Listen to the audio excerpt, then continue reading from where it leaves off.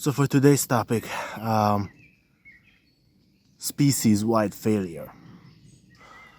I sort of wanna reiterate, reiterate my views because why not? There's a really good quote from that movie where the guy plays drums, and there's the bald guy that says, "That's not quite my tempo." I don't remember what the name of the movie is because I I don't prepare. But anyway, so there's a great quote from that says, give a retard the calculator, right? Referring to, like, if you give a bad drummer a drum set or whatever, he's still gonna suck um at playing the drum. And human civilization is very similar to that, in that the first time a human received a hammer or made a hammer, I think it took him about 10 minutes to realize that I can go and whack somebody over the head with this, right? That's exactly what they did, right? There used to be all kinds of tribal warfare, right? And this is a progression, right? First there are two people, so it's no longer I, now it's us. But if there's a separation between I and you, it already gives way for conflict, right? And then there's even more people who show up, then we can say we, us, versus you, right? It's no longer me versus you, or me and you, it's us versus them, right? And you just keep extrapolating the variables. More people, they create more technology.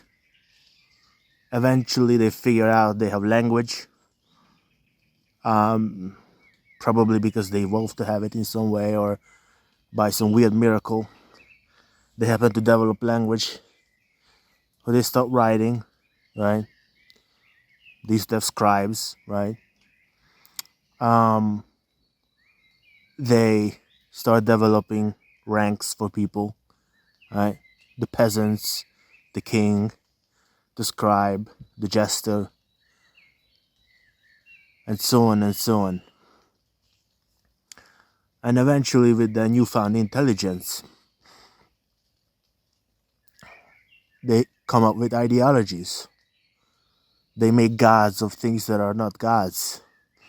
The sun god, the rain god. They make up gods that can't even be seen. They put in the logic of us versus them, right? We the good tribe, they the bad tribe. Then they take their hammers, which they made, and using their ideologies, they go and bash each other over the head, right? And all of that requires some kind of intelligence, some kind of understanding that your tribe is not my tribe. So, in a way, this is pre-intelligence. It's just selfishness, sure, but as you include more and more variables, that natural selfishness extrapolates and covers more and more territory, to the point where it becomes justifiable to kill other people, to enslave them,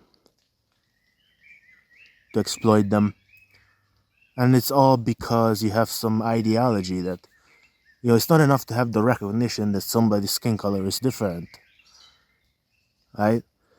That's why race cannot just be natural, right? It always has to have some additional scum, some additional story, that you tell on top of the reality that is basic and out there. So the race is no longer just a race, it's a superior race. Our tribe is no longer just a tribe, it's the best tribe. Or it's the tribe that has to be valued the most.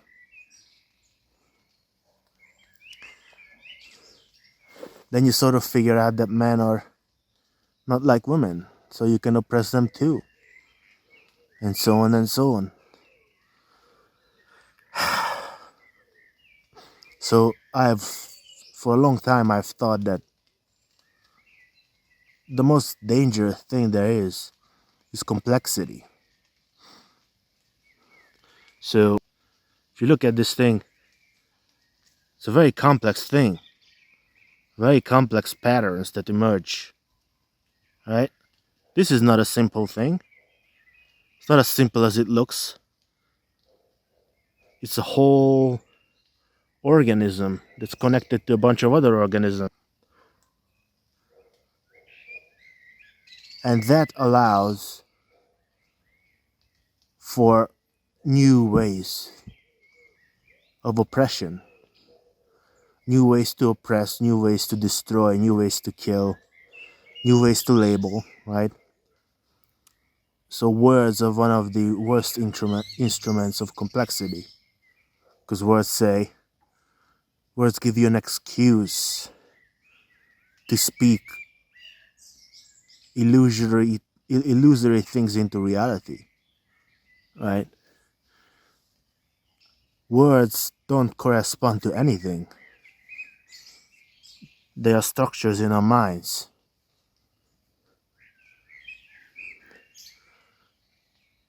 Like, we don't really see a tree. What do we see? We see something that is either useless to us, or we see something that gives us shade, see something we can use to burn, see it as something that we can make weapons out of, right? So for us, reality is never just reality on a base level. It's always a construction of our mind. And the more complex the constructions become, the more dangerous everything becomes. So one example is like, let's say you're digging a hole because it's useful to dig a hole because you want to plant something, or I don't know, or you want to use the dirt to make something out of the dirt, build an embankment, I don't know. But then we create laws that say, sorry, this is private property. So now you have to go through this whole process of, may I, acquire a permit, pay for it, buy the dirt. Sorry, you can't use the dirt. The landowner won't allow it. Even though it would be much useful to just let the worker make use of the dirt or trees or stone or whatever. But we're just gonna say no. Because rights, property, is somehow more important than pure functionality. So eventually we reach the point where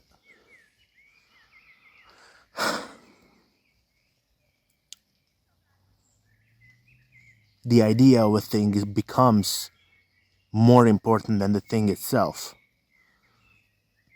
So that if I go into a store because I'm hungry,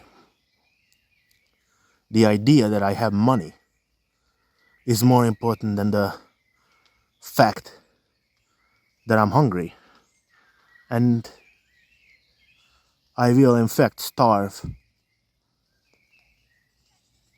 because of that, or I won't be able to eat as much because of that.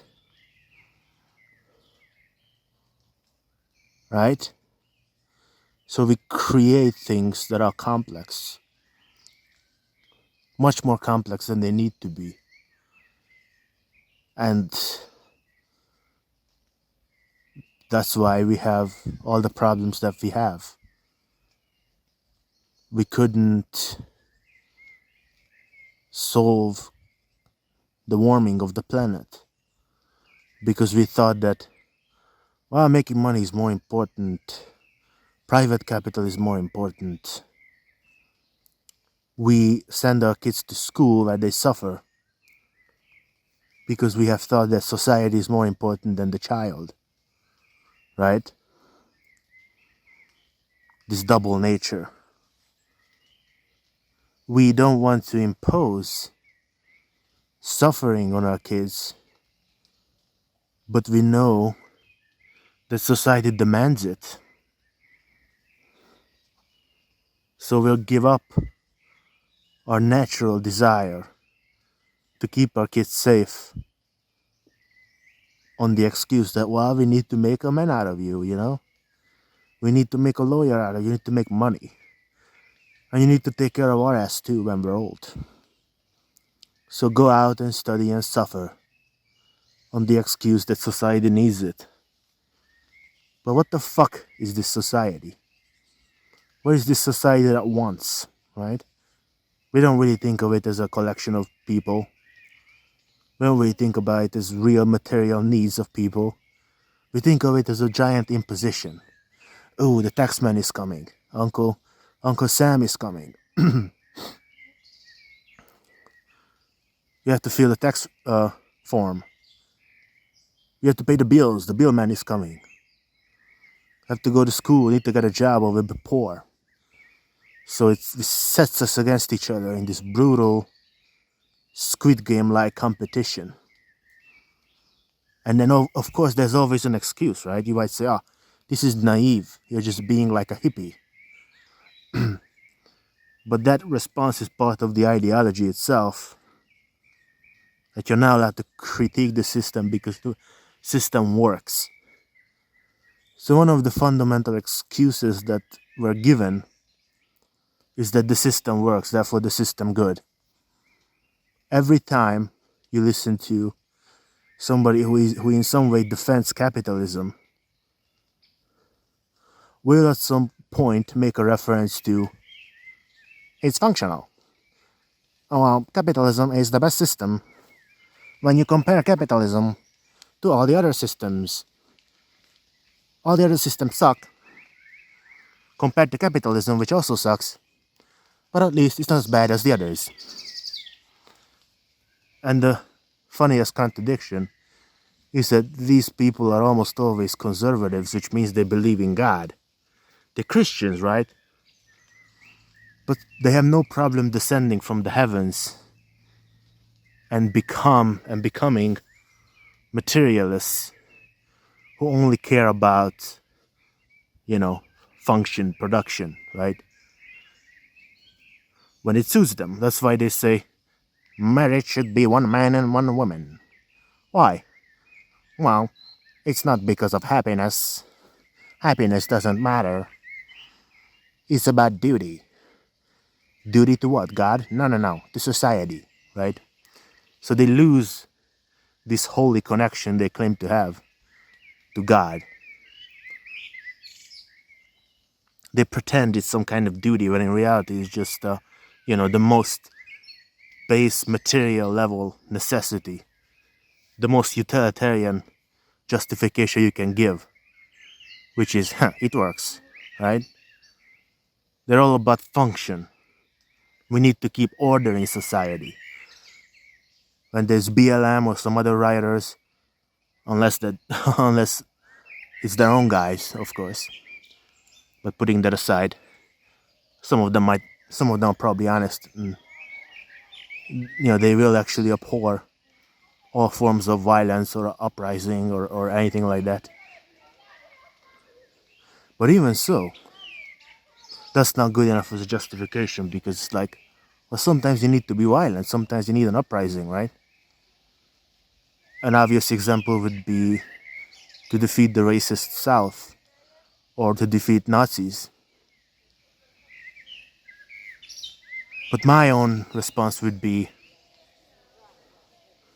well, yes, keeping the peace, keeping order might be benevolent for most people, might be useful for most people. But what about for the people that it's not useful for, right? If there was some kind of violent revolution, looting, burning, stealing, and if that, that helped the poor, helped the disaffected to bring about a new age, well, that would be good for them. It's only not good for the bourgeoisie. The bourgeoisie don't want chaos, not because they hate chaos, but because it displaces their comfortable position in society. Right? And of course, you can make the argument, no, we can have reform. We can have reform.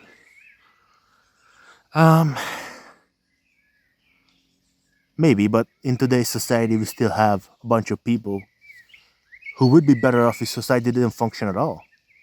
Right? All the homeless people, people on disability money, people who just barely make any money. They would be better off if society was a mayhem. Right? Because they would probably be better off. They could join gangs and, they could make more money than what they have now. They could hoard more resources than they have now. They would have more power in society, even more meaning in their lives. But we say, no, that's bad. But we're only saying, not because we're benevolent. We're only saying that because we want to save our own ass from getting killed. Right? We don't want to get killed. We don't want the crazies to come out of the prisons. Not because we're moral, but because we fucked them up and now they're here for revenge. Right? Like every prisoner is there because he was fucked up by society. What is a criminal but somebody who disagrees with society? Right? And so another way of putting this would be, okay, but what is, what does this violence mean compared to the violence that goes on every day just to maintain what we have? Right? Hundreds of thousands of people who die of suicide just so we can have this modern society. The people who die in wars, that are only possible because of modern ideology, racism, resource wars, oil. Our modern technology comes out of slavery. If we didn't have that modern technology, there would be no slaves there who would be doing that work. Now, it's all interconnected. We made all this slavery possible. We made all these wars possible. We made all these people. That's one of the most important things is if you said, no. If we didn't have technology, the slaves would still be slaves. No. Why are there so many people on the planet? Why are there 8 billion people on the planet? Because of agriculture. Because of modern technology. Because of capitalism. Without modern technology, modern agriculture, the market, we would not have all this stuff. So we have literally created billions and billions and billions of slaves. Billions of poor workers, people who starve to death, suicides, depressed people. It's all the result of the modern condition. We have we have breathed these people into existence. That's why I want to reiterate this argument. It's probably one of the most important arguments out there against modern optimism, right? Oh, but did you know that Child mortality has been cut in half. Yeah, for what? So they can work? So they can work in, you know, windowless factories for 14 hours a day? They would have been better off dead, probably, right? But so many people are now not poor. More people are now obese than people who are starving. And that's an achievement? Hold on, that's not an achievement. That's bad. It's not good that more people are obese. It should have been, okay, people are no longer starving, but they're not obese. But that's what the system produces. Produces obesity.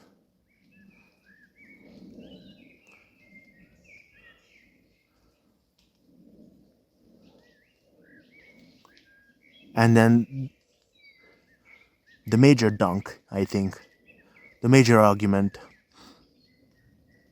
against this type of optimism is that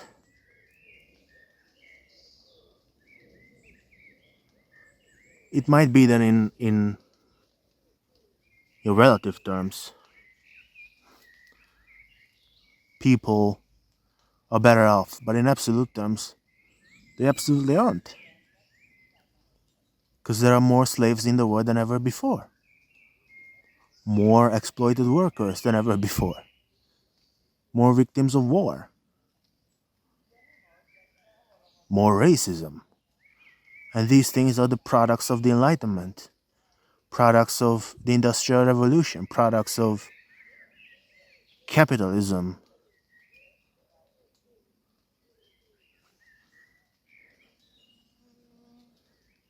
And before that, feudalism, right? So you can see the progress of where I began. Natural creatures, but we don't see it that way. We start to build a system, right?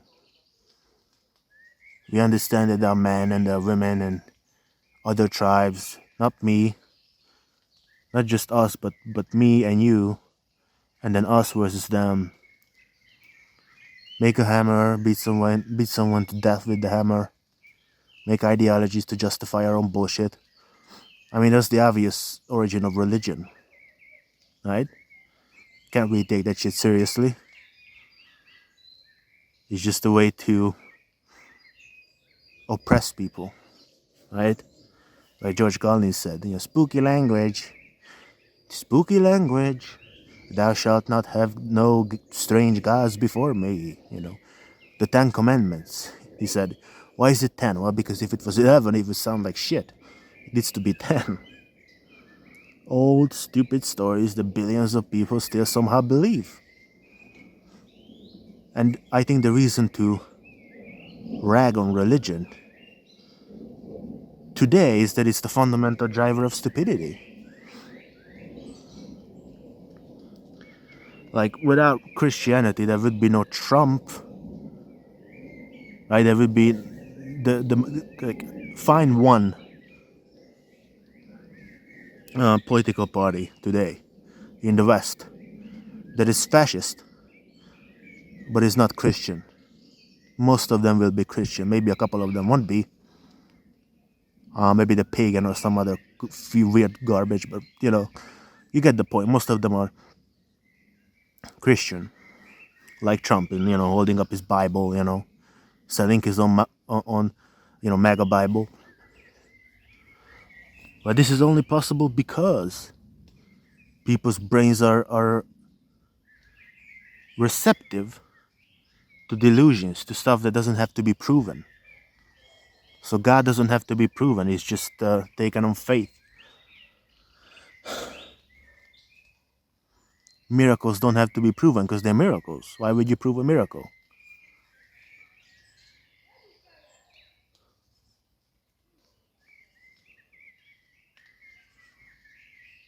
So this is the fundamental driver. Stupidity. And the point is that people believe anything that you tell them. They really will. And I think one kind of down-to-earth example of that is bullying in schools, right?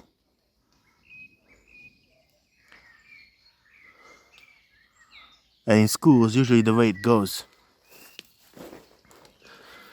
when somebody is bullied is they just get picked on, and all the others follow, right?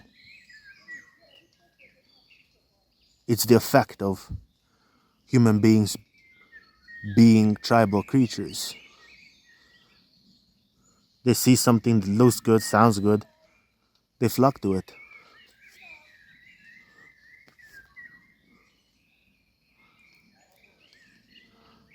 I mean, why is somebody like Piers Morgan so popular? Well, because he has a fancy studio, British accent, TV, the TV station. It has a structural background. Everybody flocks to it, and the more people flock to it, the more popular it becomes. Not because it's the best, but because more people flock to it. Right? Like capitalism is based on the lie that the stuff that is of the highest quality is the most popular, but we know that's not true. We know that why something like Apple is so popular is because of the cult of personality that was cultivated around Steve Jobs, right? That's like the real reason. Um, so sorry that some people are yelling behind me.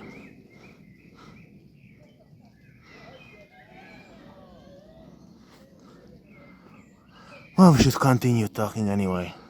It's just, I wish you guys would just shut the fuck up. But we just move. Hold on. And I think what happened behind me is, people were kind of yelling and screaming and kids fucking screaming and yelling. I think that in and of itself is a good example of why the world sucks, why we're in the mess that we're in. Because we're selfish, right? The right moment we're born, we want to hoard all attention. All attention has to be on us. We're the most important creatures the world has ever seen, right? And we just need to be protected. Unlike all the other creatures, we don't need to be protected. Or the other people who don't need to be protected. We're just kind of sad creatures.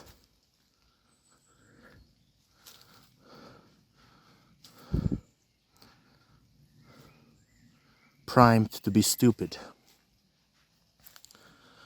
I think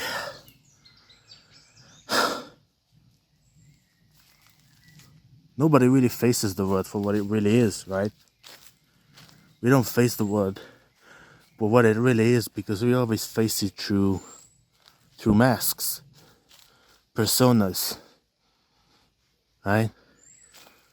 We become jesters or become the smart kid or the cool kid, right? The sport kid. There always has to be some way of justifying this shit. We never really go through the world with honesty. Most people don't. I think some people do, but they're an extreme minority.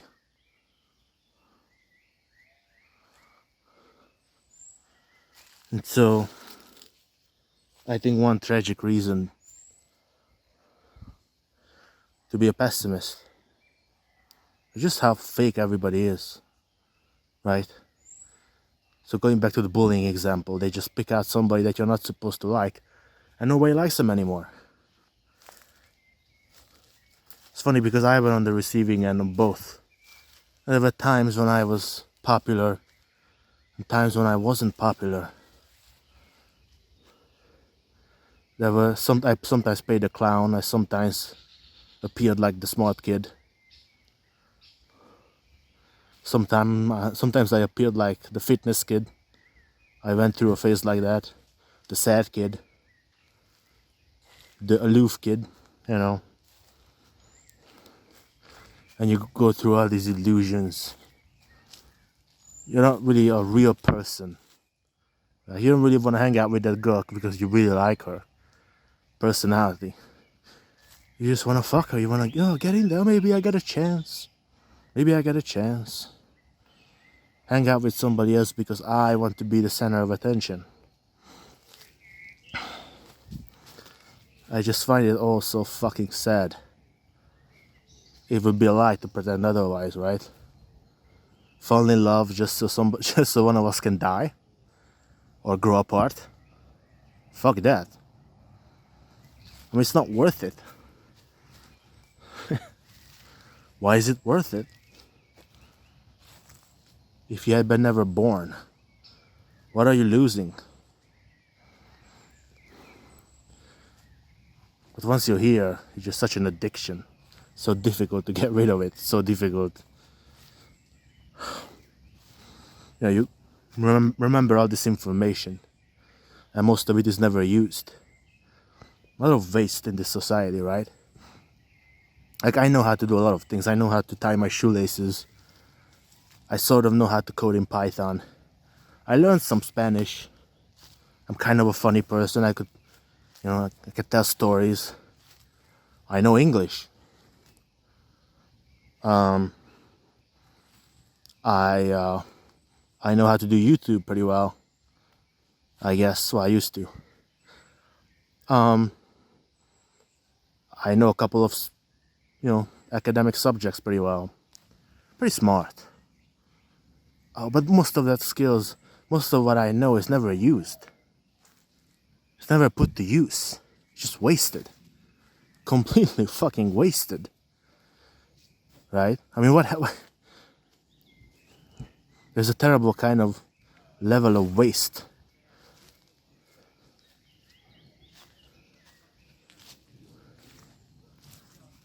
But then even if you don't waste it, even when you don't waste it, it's mostly what? It's just becomes redundant. Right? Like, you become 15 years old. You learn history. Then you become 15 years old again in your next life. You learn history. You learn how to ride a bike. You get your first little, butterflies in your stomach, and you fall in love. And it's just the same crap. Life after life after life. The same realization. Oh, maybe she likes me. Oh, maybe she likes me. Oh, maybe she likes me. Oh, maybe she likes me. Oh, she doesn't. Oh, she doesn't. Oh, she doesn't. Oh, she does. Little variations on the same crap. And that in and of itself is so wasteful. And then the victims of the gutter, right? Like, we're all in the gutter, but some of us are covered in more shit than the rest. The people who get really fucked up, right? Who really draw the short end of the stick. What's the answer to that? Oh, well, that's life. That's life. We can deal with it together. So I'm stuck in this very sad position that it's so sad I don't want to talk about it. But it's like, I'm a really sad fuck. My life has not been very good for the past decade or so. And my parents still try to help me and cling on to some hope. And there is none. I just know, right? How I could possibly justify that situation, right? Somebody gets raped. What could possibly justify that situation? McDonald's? Well, that's just a trick, right? You crave McDonald's because it's addictive. Then you're like, I'm never eating it again. I feel like shit. That's what I'm feeling now because I ate it. And a week later, you're back. McDonald's again. Right? I mean, it's kind of pointless to make an argument against God because we all know he doesn't exist. It doesn't make any sense. It's pointless. Yeah. But the problem of evil is like, just take Japan as an example, right? Japan, the way Japan is situated, it's like on top of or near 4 tectonic plates, right? And they sort of bang into each other and they like scrape against each other. And when one tectonic plate kind of girds below the other, the one that's below kind of gets flicked off. That produces an earthquake, I think, and that produces a tsunami. There's that kind of earthquake and a tsunami. Something like that. And so Japan, the way Japan is situated is every couple of years there's like a big fucking tsunami and a big earthquake. And I looked at the list, right? And I saw that sometimes it kills 400 people, sometimes it kills thousands of people. I just think, well, what's wrong with this God character, Does he have a hate boner for Japanese people? What sense does it make to kill a couple of Japanese people every couple of years for fun? Like, what's wrong with him? And I also realized that the problem with evil is actually exponential. In the sense that, can I do this? It broke off. I cannot do this. It's exponential in the sense that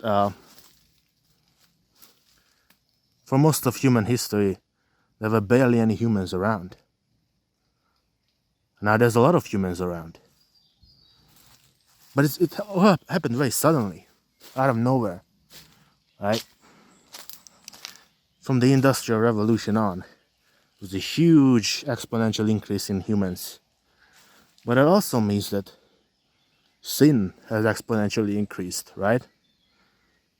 So what you're saying is, for the longest time in history, there was nobody in hell, right? Hell was empty. Because only human beings go to hell, I think. I'm not sure about that, but basically, it was mostly empty because there were no humans. Then humans showed up. They started sinning, so 5 people went to hell, 100 people went to hell, 1,000. And the hell population kept increasing. And suddenly, for some reason, after 4.5 billion years of the Earth's existence, which itself happened about 10 billion years after the universe was created. I don't know if it was created or made or whatever the fuck, I don't care.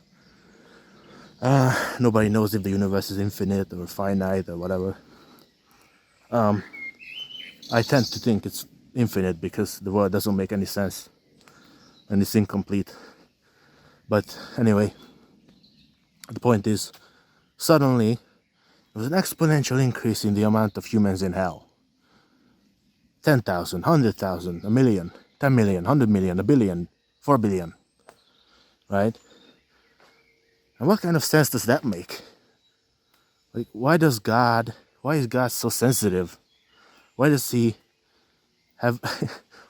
suddenly unleash his anger on humans? What's the point, right?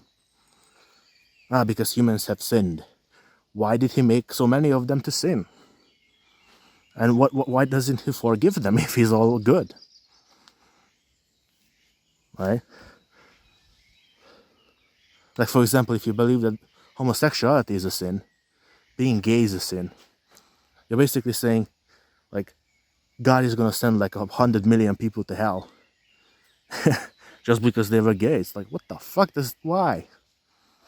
Right? So That's probably out of the question. There's no God. But like I said in the previous video, I think that, but that doesn't really, this doesn't really solve the problem, because we're just as doomed as before. Gods or no gods, it's still doom all the way.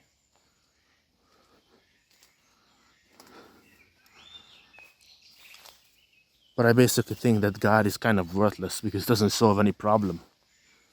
God doesn't tell us if we should accept quantum mechanics or what's the other one? String theory as the correct description of the world.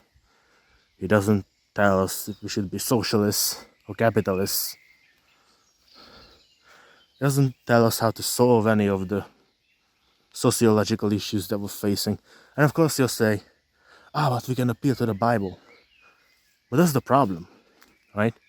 If we have to appeal back to the Bible, what's the point of it? Like, you would think if God wrote it, or God dictated it, he would sort of include the answers. But he can't. There's no answers. You can't look at a Bible verse and figure out, if one country should invade another country or not. It's useless. Nobody would accept that as proof anyway. Nobody rational. So it's useless. So I call it the useless word of God. My problem is not so much if God exists. My problem is that he's useless. And so extrapolating that to everything else, our ideologies, which are basically playing God, right? We all have our own little gods of, I think this and I think that. And we hold on to them almost as if they were sacred. And none of them, I would argue, are strong enough to solve our problems. Not really. We could kind of make things a little bit better.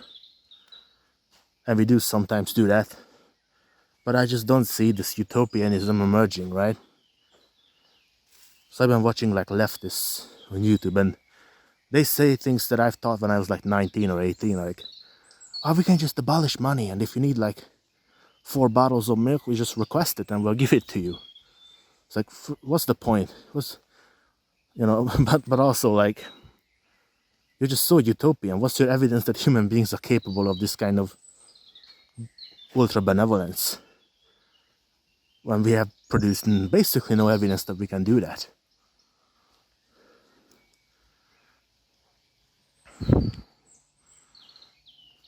Right?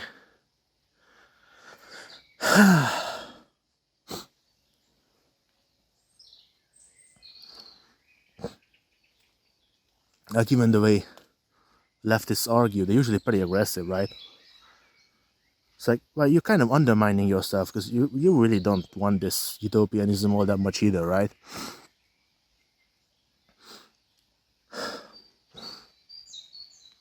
You don't produce any evidence that you could deal with it. That you want to be equitable to other people that you despise.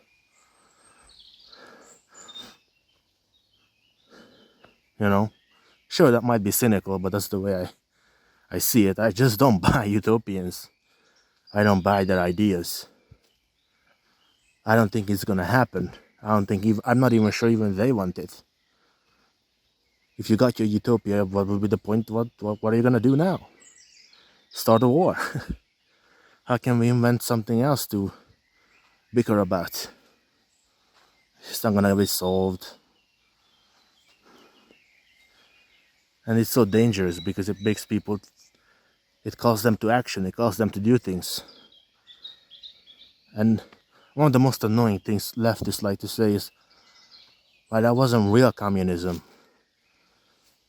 That's just so annoying, because it's a way of never taking responsibility, right? No matter how many people die in kind of Marxist-Leninist states, until we get it right, it wasn't the real one. So it doesn't matter how many people die, because it's never our responsibility. I think it's really stupid. But they say, well, technically the definition of the page number 400 thing, people are so fucking stupid. They really think words are reality.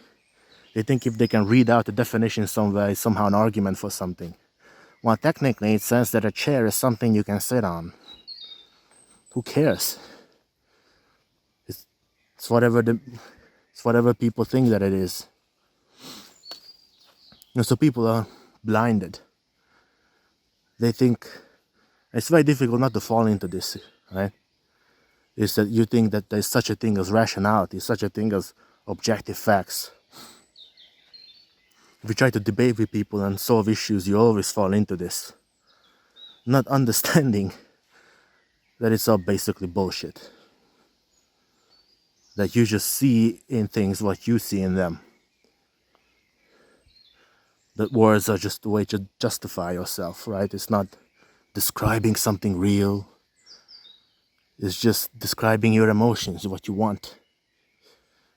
And there's just no evidence that, that what you're describing is somehow really there. You can make any argument from any standpoint and it will work, right? There's a downside to everything, right? If you want to make, women's rights, be a thing, that's a good thing, but you're not going to have any kids anymore because they're just not going to fuck. Because the reason why they fucked in the first place is because they needed to. Because it was beaten into their heads by the conservative society around them. And because it was economically viable. A good idea. An investment. That is no longer an investment because they can do other jobs. It's good. It's girly power. And I mean it. It's good. I don't mean to downplay it. It's just, now we have this girly power thing. But, okay, but now you're not going to have any kids anymore. Your society is done. It's gone. Dead. So when the conservatives make that argument, they're right, completely. But they're wrong because oppression is bad. You can make any argument from any standpoint and it will work. And it's only bad, really, because we think that it's bad. If a tree falls on you, it's not bad. It's only bad for you. Because you want to move and the tree doesn't let you move. But is it really bad? Is it objectively bad? Can you really make the argument that it's really, really bad? No. Not really, right? So, to me, that realization came when I'm when I observe a natural phenomenon, right? Can you really see a make human the being, argument that it's really, really bad? I don't know, something catches on fire and you just really, know right? The fire doesn't care if you're in its way. It's not gonna on fire because you're there. It doesn't give a shit. A cold, uncaring universe that not even God can fix because he's useless. The world is basically made out of incompleteness. A cold, desire, uncaring universe lack. that not even If God you can take away fix one by because one all the he's things that we useless. need to do, take away seeing, take away walking, take away talking, take away all the other stuff that you need to live, you're left with nothing. Not all the stuff that you need, that you want. You take away all that stuff and there's nothing left to do. Right? So I've used the analogy of a cup. When you go to the kitchen and you pour yourself a glass of whatever, what do? You never fill it to the brim. The liquid is never filled to the brim. The cup is never filled to the brim. The liquid is never poured to the rim. Why? Because it's gonna tip over. It's gonna go all over the place. And so you always leave a little gap between the top of the cup and the water level, the liquid level, where it ends. That's why there's this ancient Chinese proverb. Proverb? See, the proverb or proverb that said it's it says a cup is most useful when it's empty. It's a paraphrase, but that's what it said. Yes, because when you fill the cup, it becomes useless. You need another cup. So when the cup fulfills its total function, when it becomes maximally efficient, namely in this case to hold water or milk or whatever, it at that same point it becomes useless because now you need another fucking cup.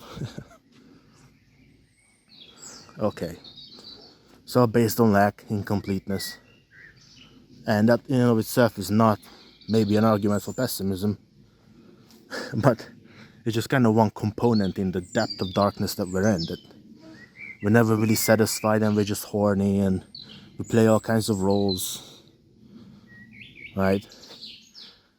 Like just observe the difference between North Korea and South Korea, right? That's an excellent argument to give against like your genetic determinists and racists who are like, which is basically the same thing. People who are not social determinists are racist by association, in my opinion, because they can make the argument, but it must be because of their genes. Well, one excellent counter argument is to mention the difference between North and South Korea, because these people are not only of the same race, they have the same ethnicity, living on the same peninsula, and they're still very different people. Very different people. Why? Because of their fucking circumstance. That's the number one thing that needs to be learned. Thus provides an excellent argument for everything from DEI to welfare, progressive social safety net, because it's not enough to say, oh, the black, they're violent. No, it's just because you give them the guns. The Second Amendment, you give them the guns. Where I live, nobody's shooting because there are basically no guns around. An accident? Well, of course not.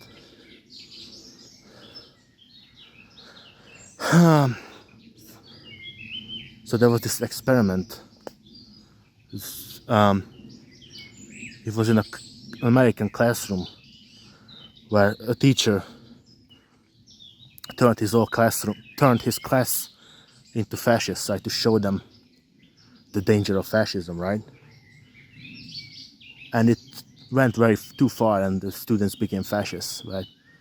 There's a movie, I haven't seen it, but I think I'm gonna watch it. There's like 2 movies on that, like one American version and one German version. And yeah, I think that's very clear. It really is all about the environment. Yes, we might have some genetic base. Like a sociopath is a sociopath because he was born that way. Right? Like this, like they say that like intelligence is 80% heritable. Okay, but that becomes meaningless when you apply it to the real world. 80% of what? 80% of a private school, or 80% of a public school in the ghettos. That 80% will not be the same 80%. Right? That's why I said before that, like, if I make $100,000 as an autistic, and a normal guy who's not autistic makes $100,000, the work is really not the same work. Because for me, it was a lot harder to do, to navigate all the social challenges and all the bullshit. So in some way, if we really need to be flexible about what value means, we need to include my subjective labor in the value itself. And people would say, this is outrageous, victim mentality. Like, fuck you, like, we are victims. My counter argument would be like, we are victims. Like, it's not bad to recognize we're victims. It's bad not to do something about it. But we're just not there sociologically. We're not anywhere near the stage where people are smart enough and empathetic enough. And that's a big no-no word today. You're not allowed to be empathetic. That's weak. That's woke, We somehow need to switch to like make people understand that being empathetic, inclusive and so on, is not some woke, weird shit. It's just good. Why would you not want to be good to people? I don't get it. I just don't get it. I don't see it. I never understood it. Because even though I've had my moments of like bigotry, no doubt, it's like I don't get it. Why would you why would you want to be bad to people? What's your problem? Why don't you want an inclusive society? What the fuck is wrong with you? What do you want? Why is it so weird? I just don't get it.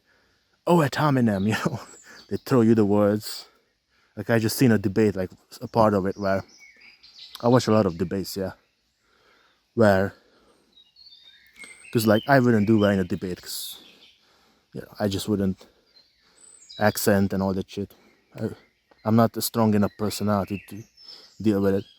But like I tried a few times, but it's like, it's really hard to make people understand you when you have complicated views and you have an accent and blah blah blah, and you're just not like socially like. I just have anxiety, But like, there was a debate where the guy was just throwing out like, that's an ad that's a, all kinds of like fallacies, That's a this fallacy, so that fallacy, so blah blah. And so he was not interested in having a conversation, right? And that was the same guy who believed that you can just define God into existence, right? There's the so-called like presuppositionalist argument, transcendental argument they call it, right?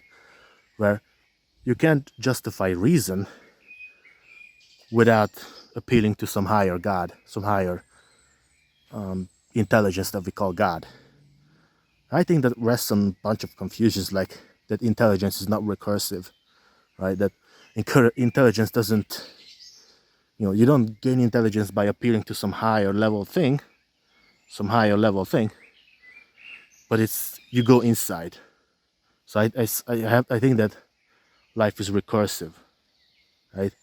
You gain information, then you go inside of that information and gain new information, and so on and so on. Like it might be that we live in an infinite universe. I don't know about that, but I think that would match my theory that it's an infinite universe where, in some sense, everything is reflexive and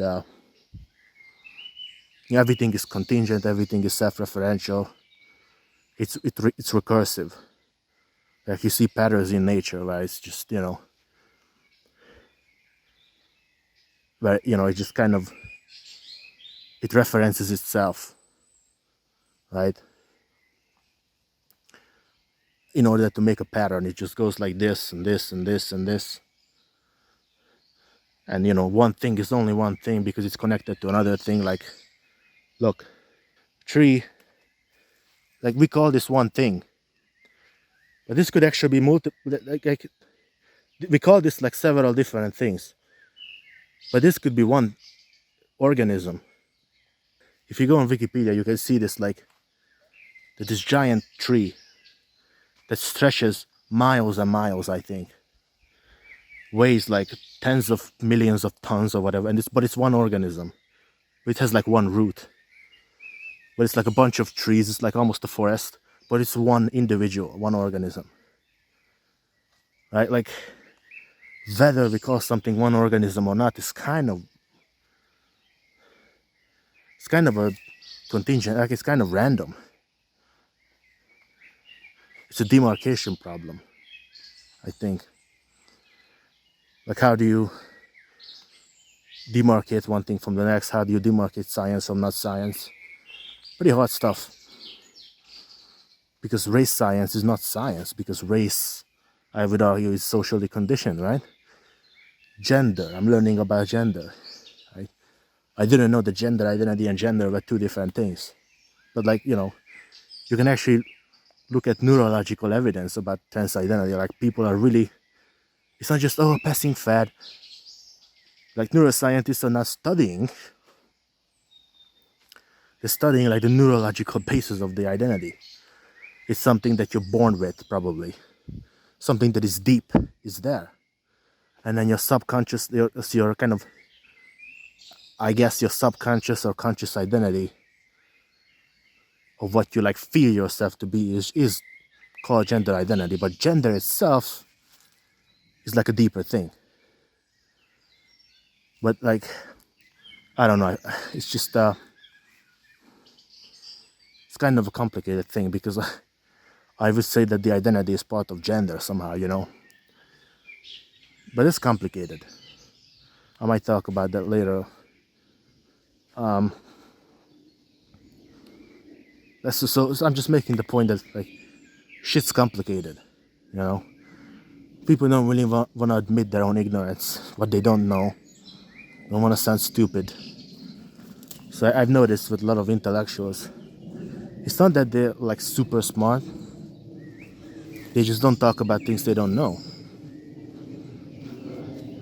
But that's bad, because they should they should like expand their boundaries. They should learn about new shit. You know? Not that they should talk about it without knowing it. They should learn it. Or even just explore. Like, it's not necessarily wrong to talk about things you don't know if you're willing to learn as you talk.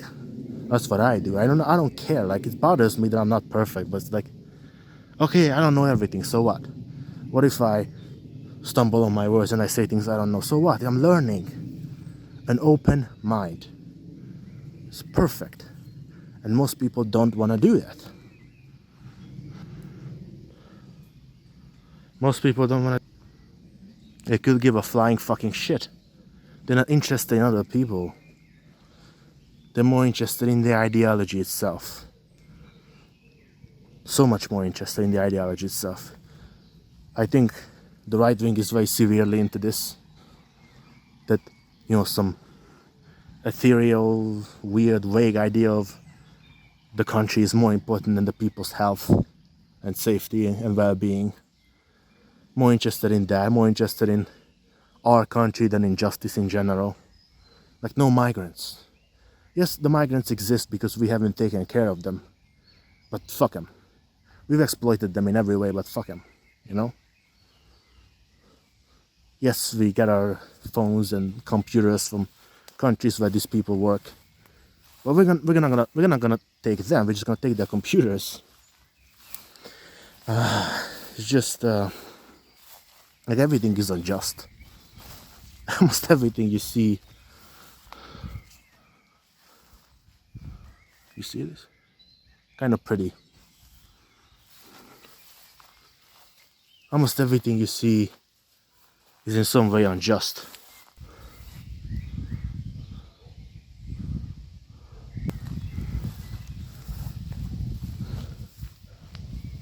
So I've been developing this idea of like, I don't know if I have it down yet. I might be confused. But this kind of special pleading argument for antinatalism. Even though I don't really care to call myself anything anymore, but it does hit me, like arguments kind of hit me for something and I want to talk about them. So like, I think there's a special pleading going on with procreation because yeah, like nobody thinks it's a good idea to, like if you roll dice and you know it comes up 8, then you get cancer, right? Like nobody would accept that game if it was imposed on somebody. Even if it was consensual, maybe they wouldn't accept it, right? But definitely not if it was imposed, right? You don't enter somebody into a game that fucked up.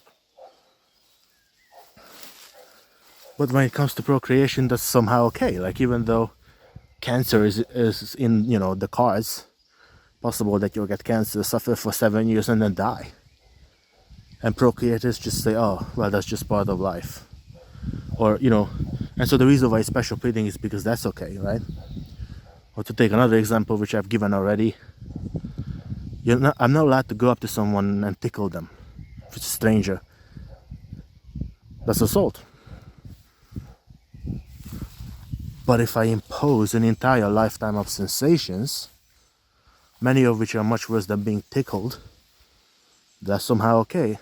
And that's the special pleading. And of course some people would argue, well, that's different because God said procreation is okay, or it's for the good of the society, or there's something special about procreation. But I think it's all bullshit. Like there's no God in terms of utility. That only works if you're utilitarian, I think, and it only works if You think most people are useful? I don't think that's true. I wouldn't call myself a pure utilitarian either, but I don't think that's true. Like, the problem is that the average person can only reproduce the average, and that assumes that the average is good, but I would say the average is bad, and I don't think it's gonna get much better, right? So I don't think that would work. There's something special about procreation. It's beautiful, it's holy, I don't know. I just wouldn't accept any of that, right? So, they have to, like, natalists have to contend with the argument that we don't think it's okay to impose severe risk on somebody. We don't think it's okay to impose unpleasant sensations unless it's a special circumstance where, you're the guardian and you have to take your kid to school or whatever. But even that, why would you want to impose that necessity in the first place? I mean, once you have the kid, you should, but, like, why would you want to impose that necessity of let's go to the doctor, let's go to school? Who the fuck wants to do that shit? Like, the argument would be like, yeah, if you already have the kid, fine. But if you don't already have the kid, why would you impose that? Why would you dig a hole just so you can cover up the hole again? And, the unfortunate thing about life, as you all know, if you're anti-natalist, is that's all it does. That's all we can do. Create a bunch of problems, solve half of them. Really bad. Bad game. Not good. But that's all we can do. Stupid fucking game. It's not good. My God. Especially with all the risk and the suffering and the injustice of life, the inequality, the unjustness. Tree can fall on you, you die. How is that just? How is that fair? You have a lisp. They have like a lisp. Oh, they made that word, like, on purpose difficult to pronounce. I just realized. But, so now people will bully you forever. And it's like, why would you impose that shit? They don't have any good arguments. But my final conclusion would be like, it doesn't really matter. At the end of the day, what matters is how much of a showman you are. People don't care about arguments. What they care about is whether you're funny, whether you're pretty, whether you're handsome, whether you have a nice voice. They don't care about anything else, sorry. Even if what you have to say is interesting, unless you can bake it in a nice cookie, they just don't give a shit. Never. Always remember that if you're if you want to be a debater or intellectual or whatever, just remember they don't care. They don't care. They just care about how you look and how you sound. About your ideas, they couldn't care less unless you can present it in a nice way. And that's the ultimate fuck you to philosophy and reason. That it's all basically, we don't care, unless we're like professional philosophers. Otherwise, nobody cares. I sort of run out of time here. But it's a good thing because it's too long. Why will you watch it, right? I'm sorry if it's getting boring that I always make a new video every week and it's always the same green shit in the background. I'm thinking of making voiceovers so it won't be as samey. And that's what I've done so far, and I'm just doing because I don't know what else to do. But hopefully, yeah, it means something or not. Bye. Just wait until it's over.